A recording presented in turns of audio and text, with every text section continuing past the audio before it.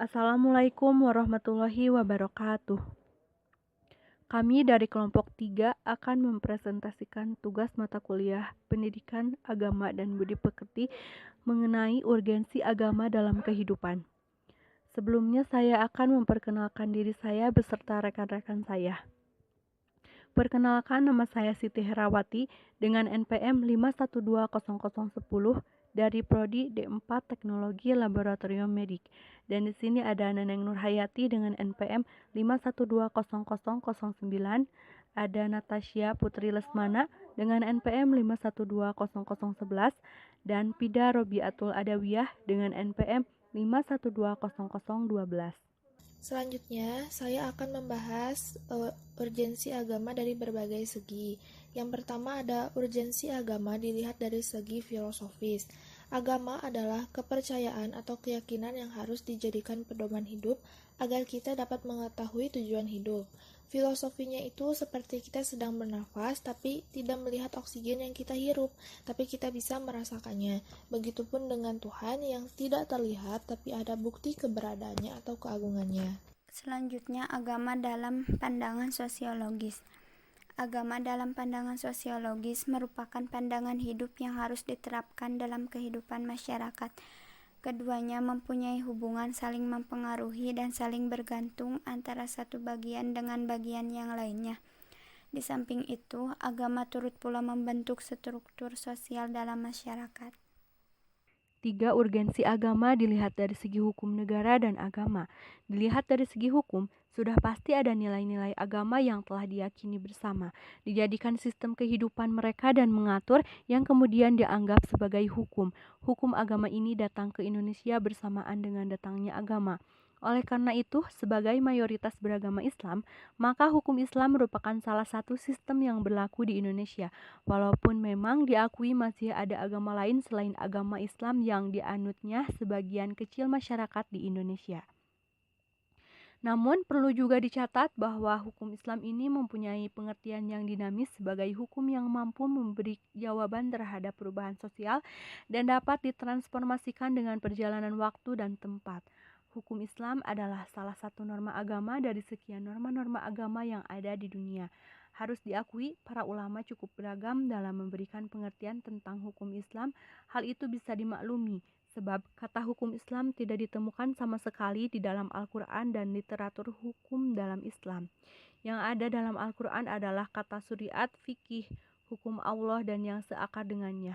Di antara alasan hukum Islam bisa menjaman dan membumi, karena ia mendasarkan berbagai ketentuannya atas dasar maqasid al-syariah, yakni hibhu al-din, al-nafs, al-aqli, al-nasi, al-amal, yang kesemuanya itu sangat erat kaitannya dengan kehidupan manusia, baik di zaman kuno maupun zaman modern.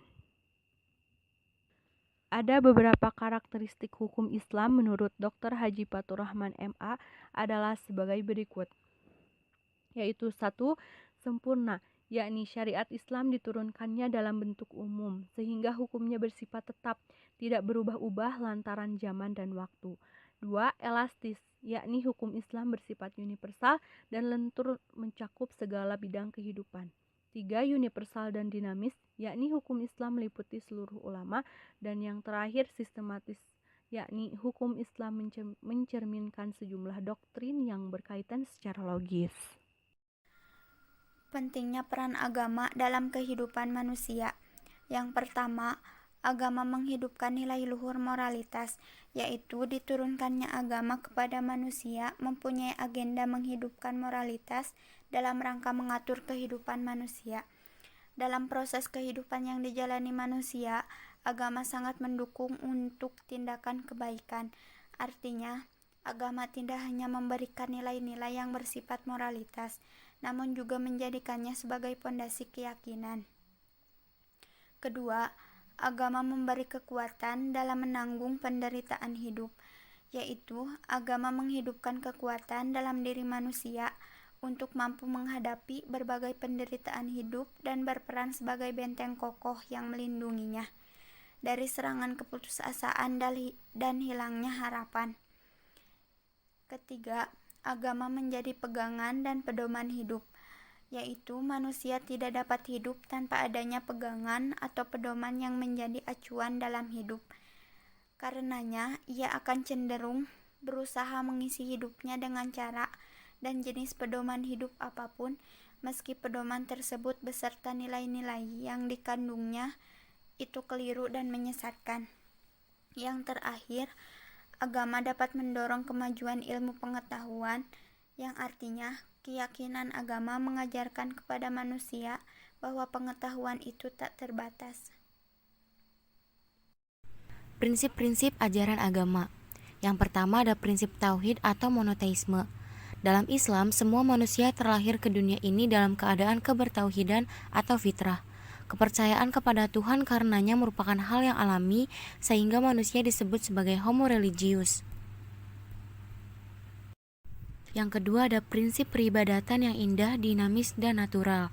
Bentuk peribadatan umat Islam yang indah, dinamis, dan natural menunjukkan kepada dunia bahwa Islam merupakan ajaran agama yang bebas dalam menjalankan peribadatan.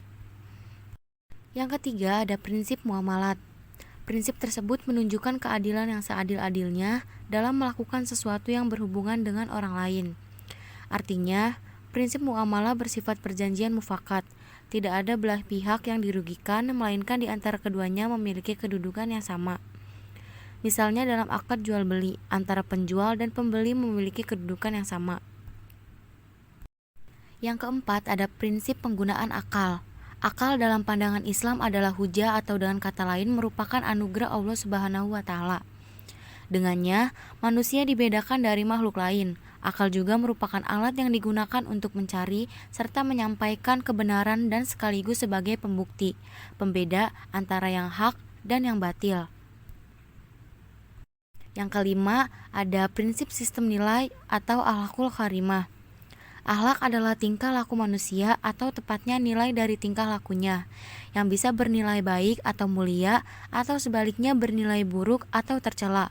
Secara singkat, hubungan akhlak ini terbagi menjadi dua, yaitu akhlak kepada Khalik atau Allah Sang Pencipta dan akhlak kepada makhluk atau ciptaannya. B. Aspek keyakinan manusia terhadap agama yaitu 1. Sebagai pembimbing dalam hidup, pengendali utama kehidupan manusia adalah kepribadiannya yang mencakup segala unsur pengalaman pendidikan dan keyakinan yang didapatkannya sejak kecil. 2. Penolong dalam kesukaran, yaitu orang yang kurang yakin akan agamanya atau lemah imannya akan menghadapi cobaan atau kesulitan dalam hidup dengan pesimis, bahkan cenderung menyesali hidup dengan berlebihan dan menyalahkan semua orang. 3. Penentram batin, yaitu jika orang yang tidak percaya akan kebesaran Tuhan, tak peduli orang itu kaya, apalagi miskin, pasti akan selalu merasa gelisah. 4. Pengendali moral, yaitu setiap manusia yang beragama, yang beriman, akan menjalankan setiap ajaran agamanya. Terlebih dalam ajaran Islam, akhlak amat sangat diperhatikan dan dijunjung tinggi dalam Islam. Demikianlah beberapa hal yang dapat kami sampaikan. Sebelumnya kami mohon maaf yang sebesar-besarnya apabila di dalam penyampaian tadi mungkin ada kesalahan kata atau beberapa pernyataan yang penjelasannya kurang tepat. Kami hanya manusia biasa yang tidak luput dari kesalahan. Terima kasih atas perhatiannya. Wassalamualaikum warahmatullahi wabarakatuh.